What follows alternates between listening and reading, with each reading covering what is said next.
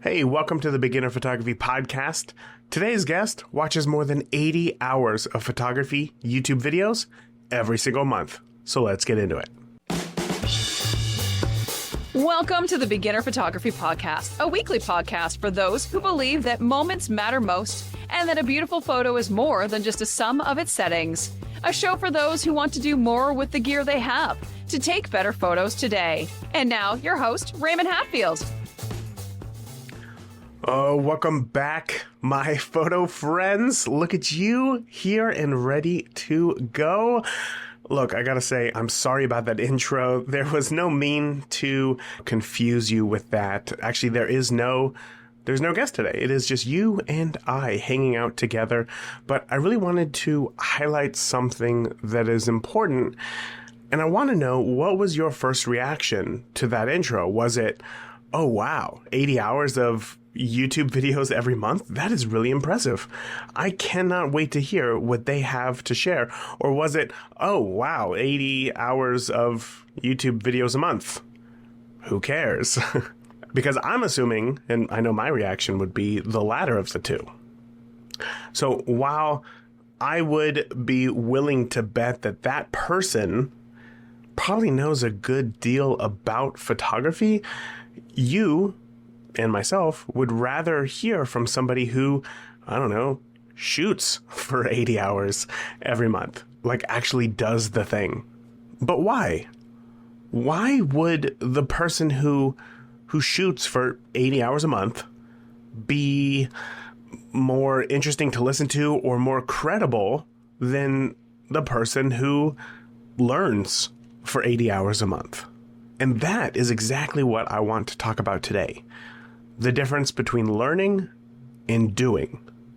The difference between knowledge and wisdom. Yes, fun stuff, I know. So recently I was rereading one of my favorite books. It is called A Company of One by Paul Jarvis. And there was an interesting passage that came up that I've just been thinking a lot about lately. And that is, knowledge and wisdom are two different things. I'm reading from the book here. Knowledge is knowing that a tomato is a fruit. But wisdom is knowing not to put a tomato in a fruit salad. And that was a quote from Miles Kingston. You only learn and become better by doing the thing. That's the only way. That's the only way you know that tomatoes are far too acidic for a fruit salad. See, the point is that you want to fail because it's the only way that you're going to grow. If you were to tell kids who had never had fruit before, all of these things are fruits, what would you put into a fruit salad? They're all going to include tomatoes because they know that they're fruits. But us having, more formed brains or having actually been brave enough to try a tomato, we know that it would not be good in a tomato salad. And that piece of information right there is the wisdom. Another way that it's put while I was doing some research about this idea is that knowledge is simply gathered from learning and education. Wisdom is gathered from day-to-day experiences. Knowledge is merely having clarity of facts and truths, while wisdom is the practical ability to make consistently good decisions with that information. Now, I think that right there is a pretty important distinction. When I had started the podcast, my number one goal at the time was to teach you photography. And while many of you have told me that the podcast has been incredibly helpful to you through the emails that you send, the messages on Facebook, or the reviews that you leave for the podcast, wink, wink, nudge, nudge, I'm starting to kind of rethink my goal there from teaching you the technicals of photography to just inspiring you to actually go out and shoot. Because that right there, the going out and the shooting is where the wisdom comes from. Nobody cares how knowledgeable you are. I take that back. Yeah, no, that's a pretty poor statement. But the point is that when it comes to knowledge and wisdom, we see wisdom as more valuable. When there's movies, there's the wise man, right? the old wise man who, just sits in his corner over there and just knows everything. And then at the end of the day, saves the day because of the wisdom that he had or that they had in whatever it is that they share. That is the value. It's not the knowledge. Simply put, you can't just watch a best photography tips for beginners video on YouTube and then go around saying, that you can only shoot at ISO 100 if you want sharp photos. Because it's an incomplete statement. I personally can shoot beautifully sharp photos at ISO 3200. And I can also shoot buttery, soft images at ISO 400. But the only reason that I know that is because I've done it. It's not because someone told me on a YouTube video. It's not because I read it in a Facebook group. It's because I've done it. Knowledge is knowing that a high ISO can cause graininess or digital noise in your image. But wisdom is knowing that you, with your camera, even at ISO 6400, 8000, can achieve a perfectly deliverable image as long as the other two aspects of the exposure triangle, shutter speed and aperture, are in line. Knowledge is knowing that, a high ISO can cause you to lose some sharpness in your image. But wisdom is knowing that when your bride is hugging her grandma on her wedding day, you could shoot that photo at ISO 20 million and they would still love and cherish that photo.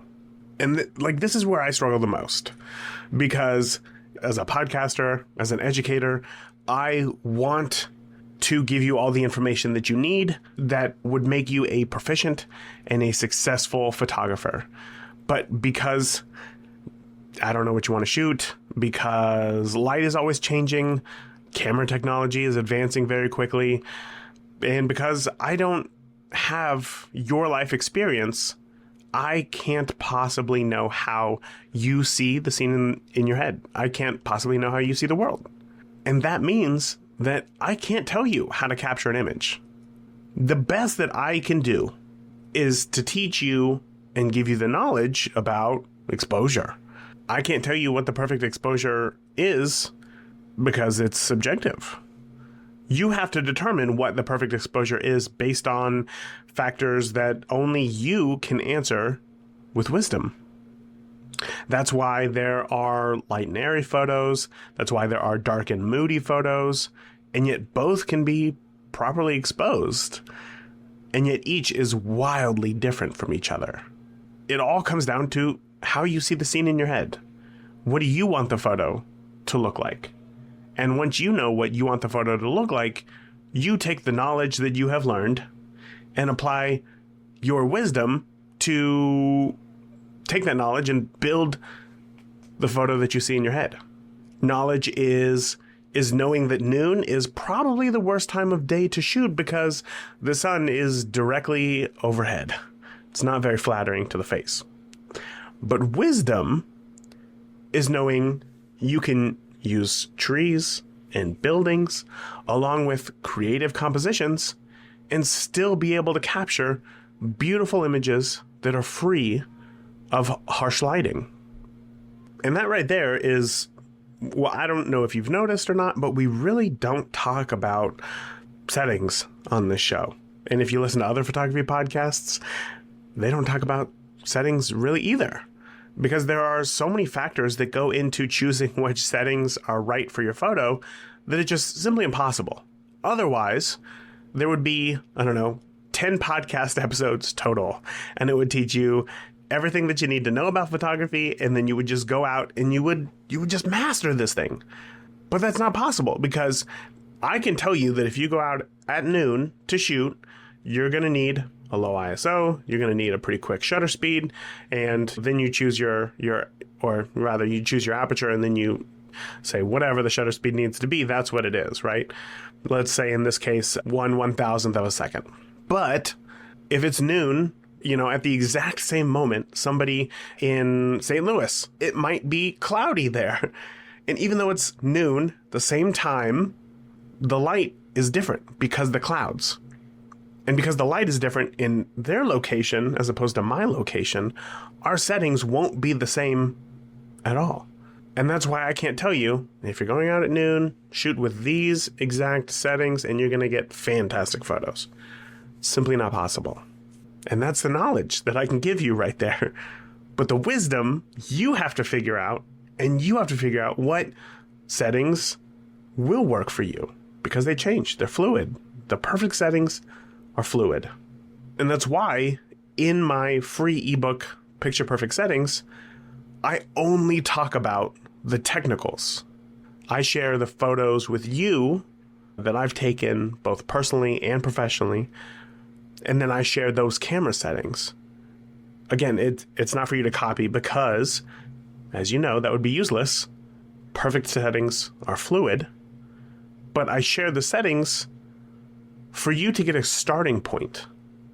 And then I share which settings I would change in what situations. If I'm outdoors and these are the settings that I'm using and it doesn't work, I would probably change my shutter speed to either up or down to get the right exposure. If you're indoors and these settings that are within the book don't work, I would change my ISO until I found the right exposure. Because, again, you need to have a starting point, and that is where the knowledge comes from. I'm going to give you the starting point. But the wisdom comes from getting to that starting point and then starting yourself. Because the only way that you can learn for yourself is to do the thing. I want the photos and the settings and the info in the book to be inspiring for you to actually go out and shoot for yourself. So if you haven't done so already, you can actually grab your own copy of Picture Perfect Camera Settings, absolutely free, in the show notes of this episode, or which you can actually find in the podcast player. If you're an Apple podcast, you just swipe up. Or you can just head over to beginnerphotographypodcast.com. You'll see it right there. It's on the homepage. Download it. Give it a try. See what I'm talking about. I give you the knowledge, but you have to find the wisdom. So knowledge is reading the tips, but wisdom is getting out and trying them for yourself. I want you to see that, oh, Raymond took this great photo, perfectly exposed. Here are his camera settings. And then you go out, also sunny day or indoors or whatever the prompt is, and then you try those settings and then you see that it doesn't work. That is what I want. Because then you're going to have to figure out how you're going to make it work for yourself. And unfortunately, when it comes to the business side of photography, the difference between knowledge and wisdom feels even smaller, despite you needing to be crystal clear on both of them. Knowledge is writing in your contract that clients can't edit your photos when you deliver them. But wisdom is knowing that your clients are super excited to share your photos, and when they just naturally share their photos with the world, they just apply filters to them. That's what they do with every photo that they post. But it's not a comment on your editing abilities. And then insight is figuring out what you can do next time to better prevent this from happening again. Maybe making a comment during the couple session about filters and then reminding them again in an email when you deliver the photos. A small business has an inherent trust. It has more inherent trust than a big business. A small business, we assume, is going to take better care of their customers. A small business is going to figure out a proper solution to an issue rather than a blanket response. And what's funny is that over the past few years, I think we've seen big businesses trying to be so incredibly hard, trying to act like small businesses. And yet small businesses have this tendency to only want to act like big business. But that is only because we are seeking the knowledge on how to run a business rather than doing the reps to actually run a business, and then when a problem arises, figure out a creative solution. Now, a few years ago, I had a couple who I met them from one of my current couples. So I was shooting a wedding, and then at the wedding, a couple came up to me. They said, "Hey, we're getting married. Can you send us some information?" So I did. They obviously liked how I handled myself at the wedding. They loved the photos that I delivered to their friends, and they were very happy. And they wanted me to shoot their wedding. So when it came time for their engagement session, we talked about it, what we were going to do, came up with a plan. And I'll be honest, I thought that I just nailed that engagement session. They were fun. They were natural. The light was beautiful.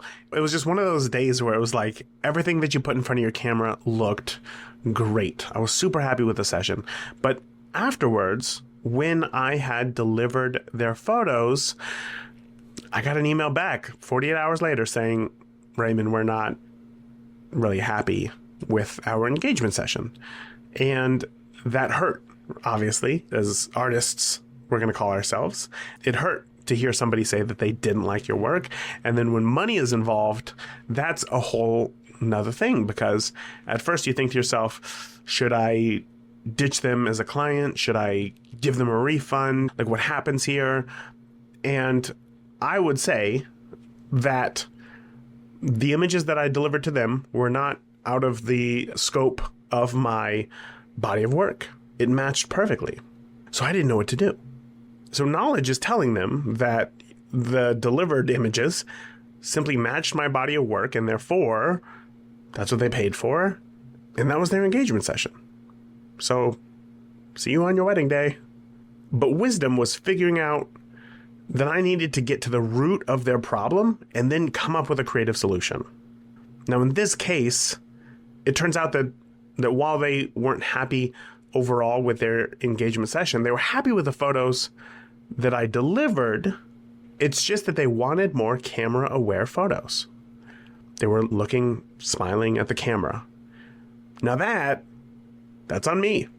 So while I would say that still matched my body of work, I didn't do the best job that I should have, that I could have, of explaining that I simply put them in fun situations and then I capture their natural reactions. They would assume, and rightfully so, I mean, why not, that they're going to get a good amount of photos where they're looking at the camera, they're smiling, they're happy, and all these things. But I didn't bring that up to them. And because it was a referral, they were happy with the photos that they saw. They knew that they were going to be properly exposed. They liked, I guess, the editing style. They liked all that stuff. So again, that's on me. So rather than point to my contract, I said, yeah, okay, I get it. Let's do it again. That way they were happier. And now I am happier too, because I have the insight that I need to make their wedding day much better, which you just simply can't redo as easy as an engagement session. Knowledge is a couple booking you for 8 hours of wedding coverage. But Wisdom is knowing that the schedule can fall behind on a wedding day, and you're not going to leave in the middle of Grandpa's heartfelt speech, well, because you hit your 8 hours. Time to go home. Look, I really wish that I could give you the 5 simple tips, and you would just be able to go out and kill it. But it's not possible. You know this by now. It is simply not possible. Knowledge and wisdom are just too far apart. And wisdom is so personal that the only thing that you can receive is knowledge. Wisdom has to come from within you. Look, knowledge is knowing that a full frame camera is better than a crop sensor camera. Knowledge is knowing that a larger memory card will let you shoot all day on a single card. Knowledge is knowing that an f1.2 lens is a dream portrait lens. But wisdom, let me see if I can remember this. Wisdom is knowing that a smaller camera can let you get into more places and make people feel more comfortable. Wisdom is knowing that the larger the card, the larger the heartbreak when it gets corrupted and you lose all of your photos. Wisdom is knowing that with social media compression, you can't tell the difference between f1.2 and f2.8. Plus, have you ever tried focusing at f1.2? It is a nightmare. Sorry, I got your eyelash in focus, but the rest of your face is out of focus. But the background looks cool, right? Now, okay, so having said that, I still want you to go out and I want you to use an f1.2 lens. I want you to form your own opinion on shooting at f1.2 because photography isn't black and white. Well, it is.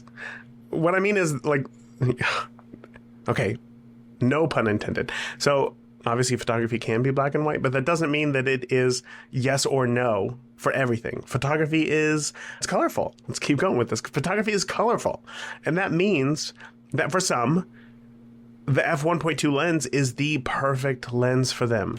It is the lens that enables them to capture the type of photography that they can only see in their head. And for others, if you're shooting sports, no, it's not going to work. But maybe it will. Who knows? Maybe it will.